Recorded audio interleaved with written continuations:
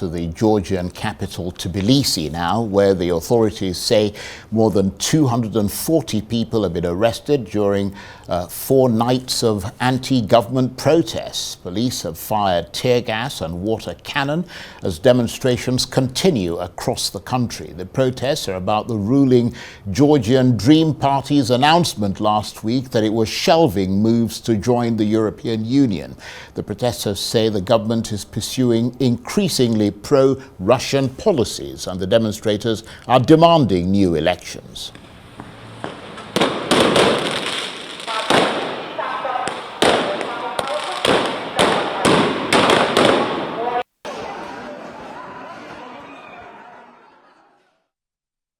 Pitched battles there on the streets of the Georgian capital Tbilisi. We'll have more on that in a moment.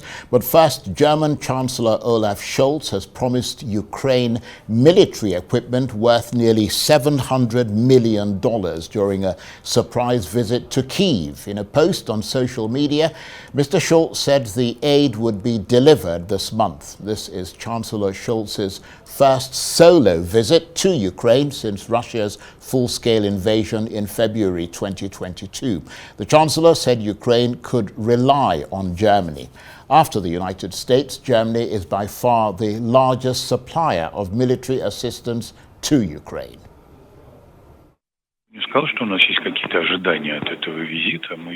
I wouldn't say that we have any expectations from this visit. Of course, we are monitoring all contacts. In fact, Germany continues its line of unconditional support for Ukraine. At the same time, we can simply remind you with satisfaction that recently there was the first contact in a long time between the Russian president and the German chancellor. Well, dialogue, of course, is always a positive phenomenon. And there is nothing more to say here. We are closely monitoring all the news that will come from Kiev on this matter.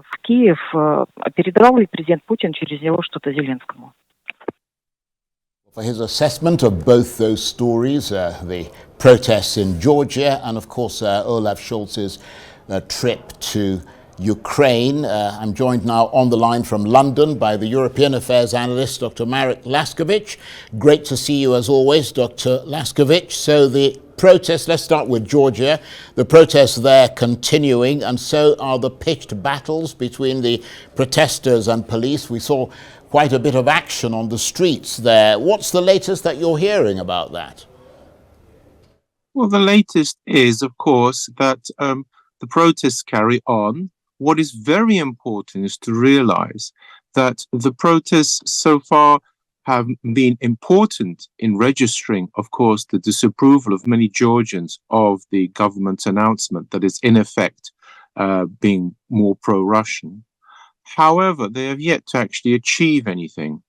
The critical point was actually the presidential election, because in 4 weeks' time, the pro-EU president has to resign and new elections take place.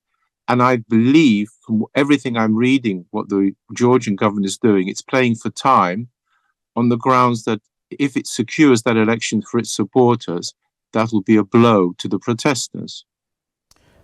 Indeed, but back to the present, as they say, there's been some confusion about suspending moves to join the EU, moves reportedly suspended by the Georgian government, because the Prime Minister has been saying that they have not suspended anything and that it's all a lie. But last Thursday he announced that moves to join the EU had been shelved for 4 years. I mean, what are we to make of this? Is there a change of direction? No, I don't believe there is. What has happened is that the Georgian leader here has seen that he's made a mistake. Had he waited 4 weeks or more before he made his announcement, in other words, after the presidential elections, then these protests would have been far more easy to control. As it is, he said something, triggered protests, which of course turned international attention onto Georgia as well. And now what he's doing is backtracking in effort to make the situation, the problem, go away, at least temporarily. But I do not believe that his strategy has changed. This is merely a tactical temporary withdrawal. But I mean, it is a fact, is it not, that currently the process of accession is also on hold from the EU side as well. And this was in response to the Dream Party passing that foreign influence or foreign agents law back in the spring, which the EU saw as anti-Western and the opposition saw as mirroring Russian law. Yes, quite so. But because the EU has, as you rightly say, stopped its side, was not what was very important in Georgia. What was important in Georgia was what the government did. And therefore, had the government not said anything, I doubt the protests would have emerged. And therefore, in this sense, it is a tactical mistake by the Russian leader.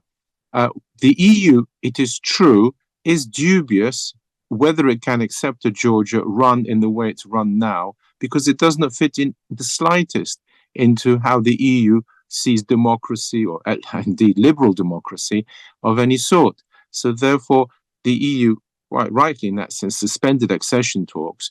However, that's not the critical issue.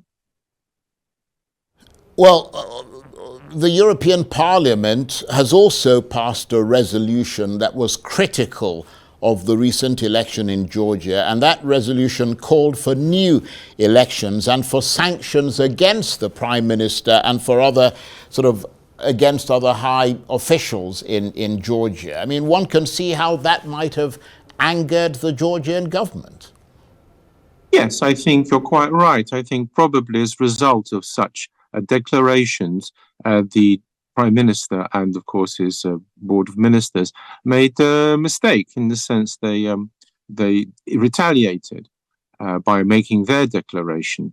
Actually, the declaration by the EU is no different to what the Americans said or other countries, and therefore why they made this statement by the EU is not clear, because the American one, cutting, so to speak, links with Georgia, is easily as serious as anything the EU has said, and yet he says nothing about it. Yes, indeed. That's very interesting. And what do you reckon is going to happen next there, politically? In my opinion, the Georgian Prime Minister will attempt to hang on until the presidential elections. It is those elections which are going to be crucial, in the sense that if his candidate wins, then he will attempt to keep a lid on Georgia. If, on the other hand, they lose, then it will be quite clear that in the long run, he will find it very difficult to control Georgia and may well have to succumb to holding new elections. I doubt whether over the 4 weeks he will make any policy changes, for the simple reason that there's no need to do so. And therefore, I do not expect him either to lose power or call for new elections. I expect the protests to carry on, but I do not expect him to topple from power within the next week or two. Well, let's segue from Georgia to Germany. The German Chancellor Olaf Scholz and his unexpected visit to Kyiv, promising extra military aid to Ukraine. Are we clear on what that new military aid package includes and whether it's significant? Well, unfortunately, it's your last word there, which is the most important. It's not significant at all. It's a relatively small amount. Please note, the Americans talk about far bigger terms. Virtually each week go far more aid from America than what Germany has promised this time. I don't think the significance is in the aid package, but in the visit. You see, Germany at the start was unenthusiastic about supporting Ukraine. It was Poland that was very enthusiastic under its previous government, that is.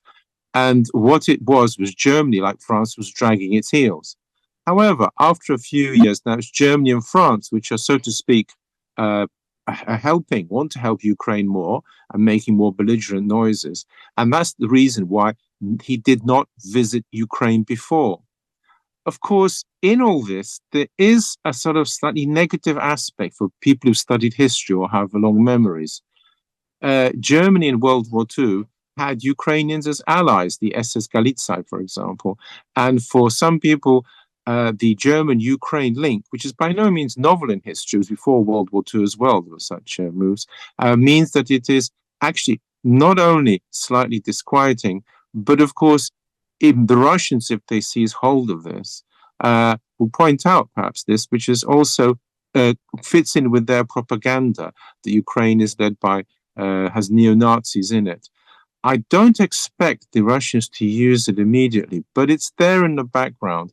However, I don't expect them to use it because quite simply the German visit is almost irrelevant, insignificant. The aid is insignificant, and it only shows how, if America backs out because of Trump, then, to be honest, Western Europe or the EU, however you call it, simply will not be able to take up the slack. And we know that Ukraine has for a long time been asking Germany for long-range missiles. I think those missiles are called Taurus. And Ukraine had hoped that after the US and UK and France all gave the go-ahead for Ukraine to use their long-range missiles against Russia, that Germany would follow suit. But the Germans have always expressed reservations, haven't they? Because they regard it as an escalation. Are we seeing any indication that Mr. Scholz is prepared to budge on that? No, I don't see any indications. The real problem is Germany still remembers the Russian World War II and the Russian attack. And I do suspect that in the diplomatic contact that was made between Russia and Germany, the Russians may well have pointed out that they are monitoring the situation, as indeed the spokesman put it quite openly, and therefore Germany should be very careful in what it does. Germany is far closer to Russia than France, or let alone America, of course, and so therefore I do think they're going to be more circumspect. But of course, this only highlights what the problem will be if Trump takes America out. Because if Germany doesn't supply missiles, well, it's down to just Britain and France, and that just isn't enough. So interesting times ahead. Thank you very much indeed, Dr. Laskiewicz, as always. Dr. Marek Laskiewicz is the European Affairs Analyst. He was talking to me on the line there from London.